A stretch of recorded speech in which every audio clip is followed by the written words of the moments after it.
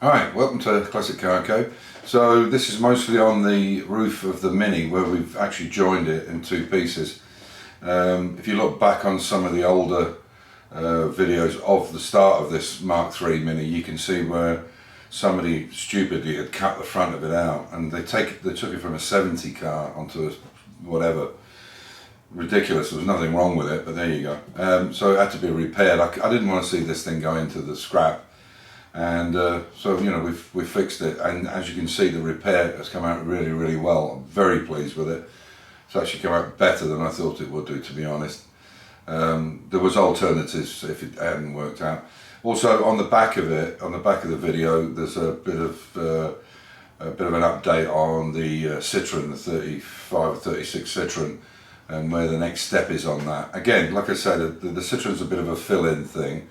And I'll do it as and when I've got time and I'm not busy with other stuff. So I hope you enjoy the video, and we'll catch you in the next one. Take care. So you can see this is had a second coat on this side here.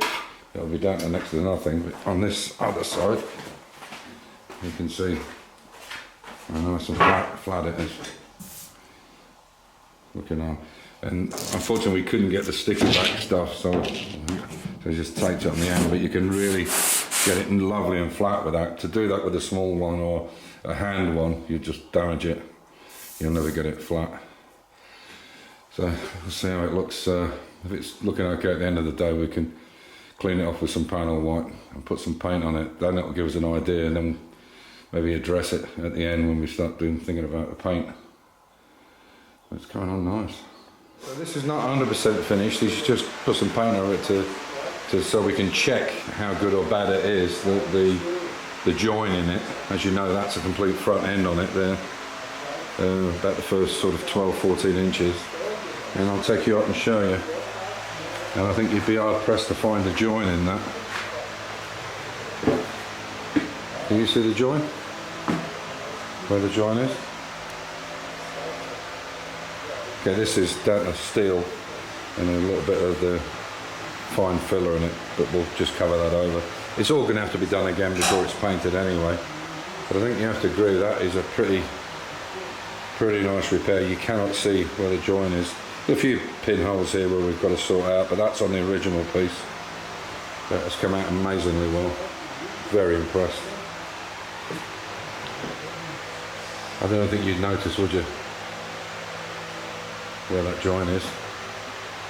Anyway, yeah. As I said, we put paint on it just to see how bad or good it is, and then go from there, because it's never going to stay on it, just to see. Because when it's patchwork quilt, you've got no idea what you're looking at, but that looks pretty damn good to me. Alright, so we're hoping to get this completely flashed off in the front bit, and we've cleaned the back, and hopefully just flashed the top, just the surface of it, just to stop any micro rust coming in here. You can see where it's all been rubbed down.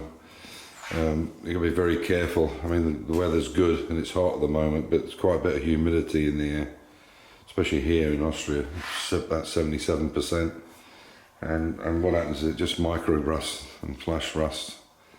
So you've got to be very careful, even though the weather's lovely and hot. You know, it's 30, 31, up to 33.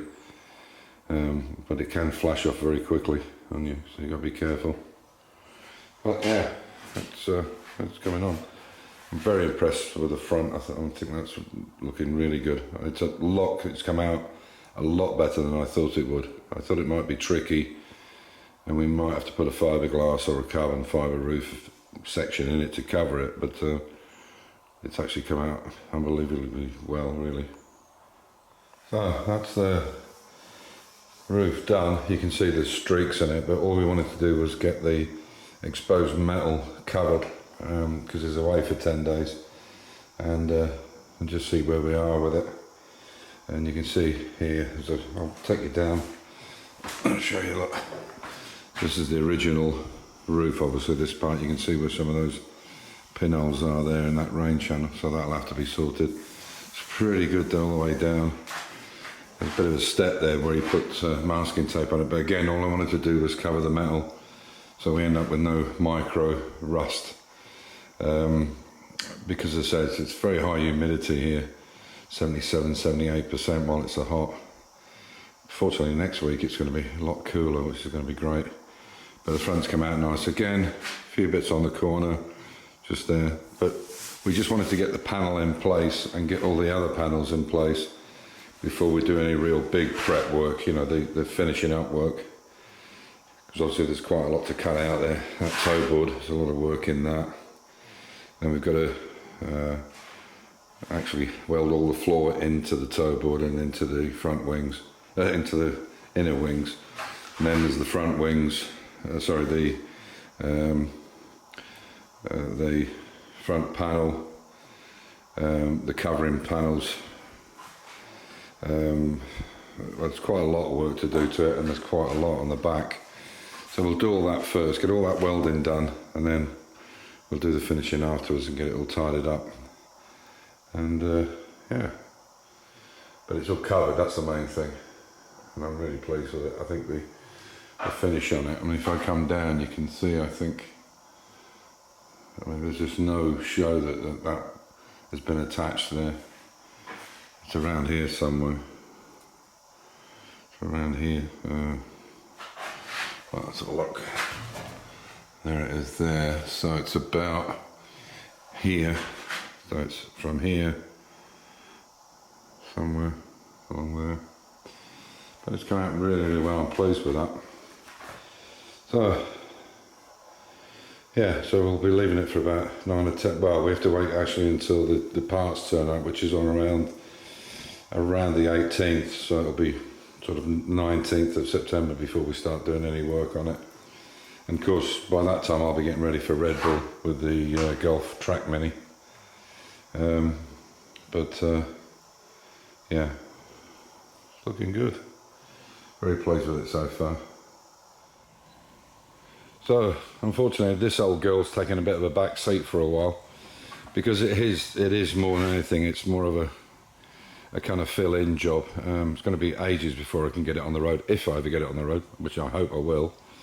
This is the 1935 Citroen, and the reason it's kind of been shelved a little bit is because the springs on this are pretty much dead.